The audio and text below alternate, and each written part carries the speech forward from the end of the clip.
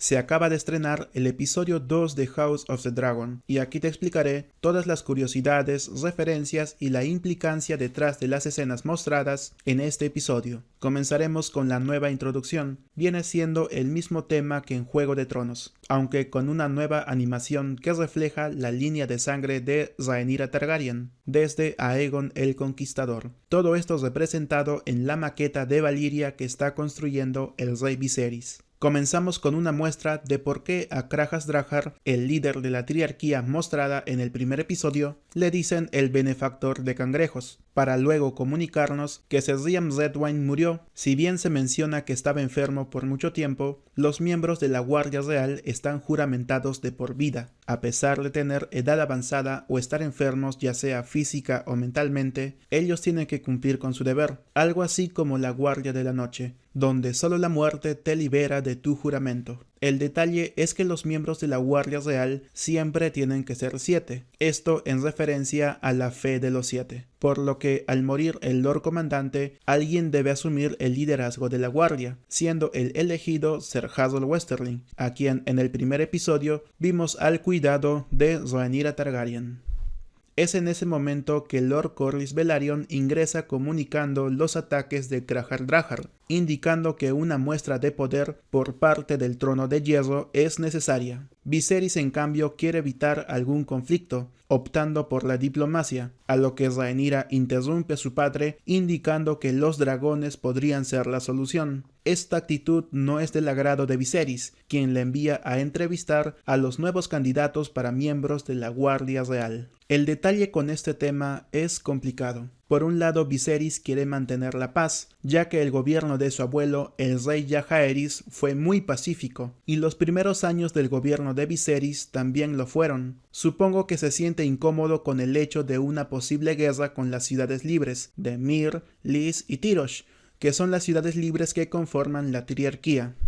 Corlys Velaryon por su parte está preocupado, pues si bien los Velaryon provienen de la vieja Valyria, ellos no tienen dragones. Todo su poder se lo deben al mar, siendo la casa Velaryon quien posee la mitad de los barcos de la corona, obteniendo su riqueza del comercio. Y el hecho de que los peldaños de piedra estén controlados por una potencia extranjera pone en peligro la riqueza de su casa, pues recordemos que en esa época es la casa Velaryon la más rica de todo Westeros. Y si no pueden comerciar, dejarán de serlo. Además, los peldaños de piedra son un territorio estratégico, pues en los tiempos de House of the Dragon, Dorne aún no es conquistada, siendo el único de los 7 reinos originales que no está bajo el poder del Trono de Hierro.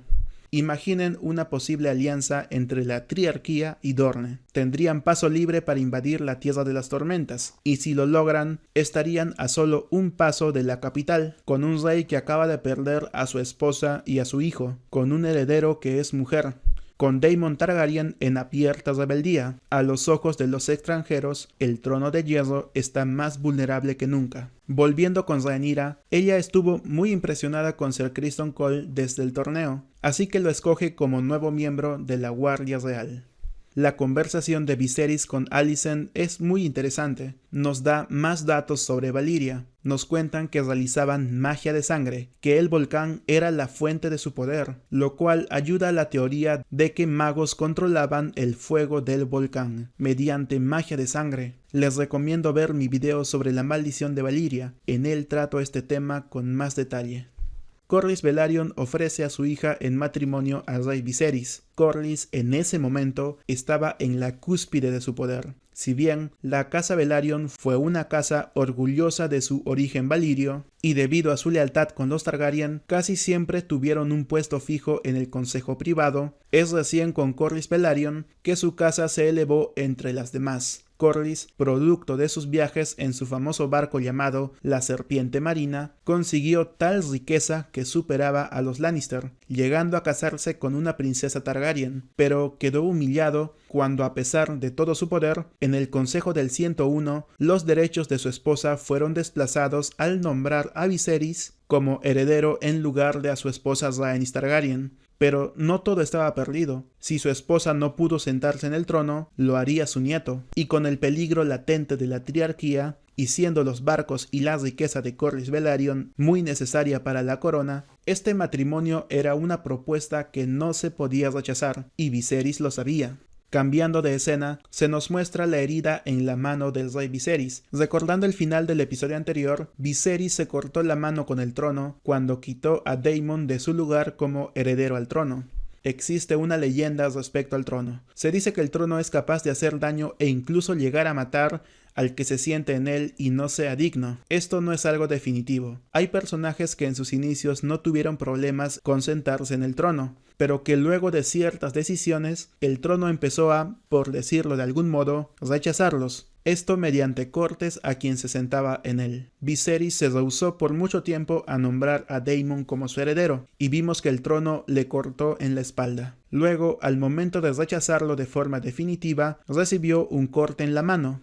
Y ya vimos que Daemon estaba muy cómodo en el trono. Solo para que tengan en cuenta ese pequeño detalle. Volviendo con Viserys, consulta con su consejo privado la propuesta del Lord Corlys. El gran maestre le dice lo evidente: debe casarse con la hija de Corlys. Seroto Hightower en cambio trata de confundir a Viserys, pues está claro que su intención es que se case con su hija. En otra conversación con Lyonel Strong, este le dice lo mismo, que se case con Laena Velaryon. Viserys pasea por el jardín con Laena para conocerla un poco, hablando de Balerion, el Tesor Negro. Viserys comenta que fue el último jinete Viserys comenta que fue su último jinete, y que con su muerte se marcó el final de la vieja Valiria. Y es que Balerion nació en Valiria, antes de que los Targaryen llegaran a Roca Dragón, así que Balerion, el Tesor Negro, fue la última criatura viva que llegó a conocer a Valiria antes de la maldición. Mientras esto sucede, Rhaenyra habla con Rhaenys, donde se da la conversación que tanto vimos en los adelantos. Una noticia llega al consejo privado. Daemon Targaryen atacó a los guardianes de los dragones en Pozo Dragón y robó un huevo de dragón. Además anuncia que se casará por segunda vez, tal y como dicen las costumbres de la vieja Valiria, y que su futura esposa Mysaria estaría embarazada, por lo que según la tradición colocará ese huevo en la cuna de su futuro hijo. Los guardianes de los dragones son una orden de 77 miembros, esto en honor a la fe de los 7, los cuales tienen como deber custodiar a los dragones y los huevos de dragón, tanto en Pozo Dragón como en Roca Dragón. Como se puede ver, los guardianes hablan el Alto Valirio, esto porque los dragones lo comprenden. Asimismo, en la serie y libros hay una diferencia. En los libros, los guardianes usan armadura negra con escamas de dragón. En la serie, en cambio, no usan armadura. Lo del segundo matrimonio es cierto, pues si bien bajo la fe de los 7 no se puede tener 2 esposas, las costumbres de Valiria no lo impiden. Aegon el Conquistador tuvo 2 esposas. Su hijo Maegor el Cruel también tomó 2 esposas.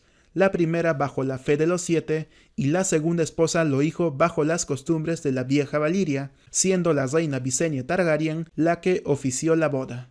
Así que sí habían antecedentes, pero obviamente el rey Viserys no lo iba a aceptar. En primer lugar, Daemon no acató su orden de ir con su esposa al valle, sino que hizo todo lo contrario, se fue con su amante.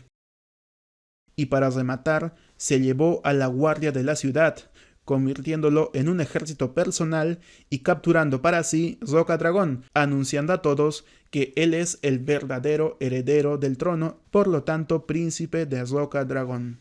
La tradición de colocar un huevo de dragón en la cuna empezó con la princesa Rhaena Targaryen, que fue la hermana mayor del rey Jaehaerys Targaryen, quien cuando Jaehaerys y la reina Alysanne eran recién nacidos, a ambos les puso un huevo de dragón, naciendo allí la tradición de colocar huevos de dragón en la cuna de los Targaryen recién nacidos. Pero la gota que derramó el vaso fue que Daemon, de entre todos los huevos, robó el que habían elegido para el príncipe Baelon, a quien recordemos, Daemon Targaryen le llamó el heredero por un día. Viserys, colérico, quiso ir a enfrentar a su hermano. Sin embargo, Seroto se ofreció y así fue. Seroto fue acompañado de soldados Targaryen y miembros de la Guardia Real a encarar a Daemon. Daemon, provocativo como siempre, no dudó en levantar su espada hermana oscura. El conflicto ya se iba a dar hasta que de pronto apareció Caraxes, el Giverno de Sangre, intimidando a Ser Otto y a sus acompañantes, haciendo que Otto dé la orden de envainar las espadas. Todo habría quedado allí,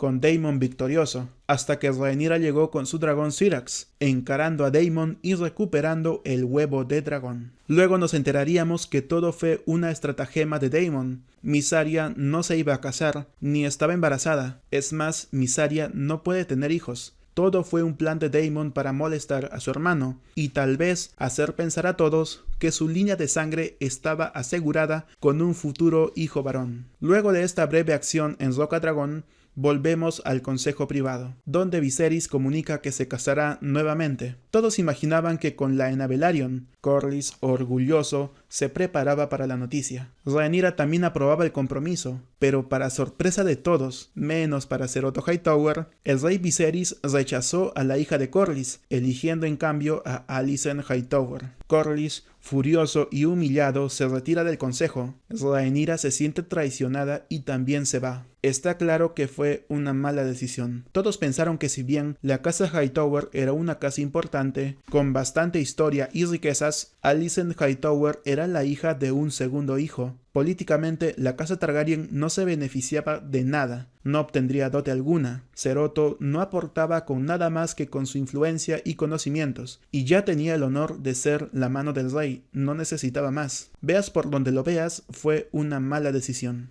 Y como vimos en la siguiente escena, esta decisión le costó la lealtad de Corlys Velaryon, pues Corlys se alió con Daemon Targaryen, quien está en abierta rebeldía contra su hermano Viserys. Corlys lo insta a atacar los peldaños de piedra, tal vez así demostrarían que la casa Velaryon y Daemon Targaryen no necesitaban del trono de hierro para solucionar sus problemas, devolviendo así la humillación a Viserys Targaryen. Y eso es todo. Este fue un capítulo de transición. Será el siguiente episodio el interesante, donde veremos la batalla en los peldaños de piedra que se nos mostró en los adelantos. Si el video les gustó, denle like y comenten qué les pareció el episodio. ¿Les gustó la nueva introducción?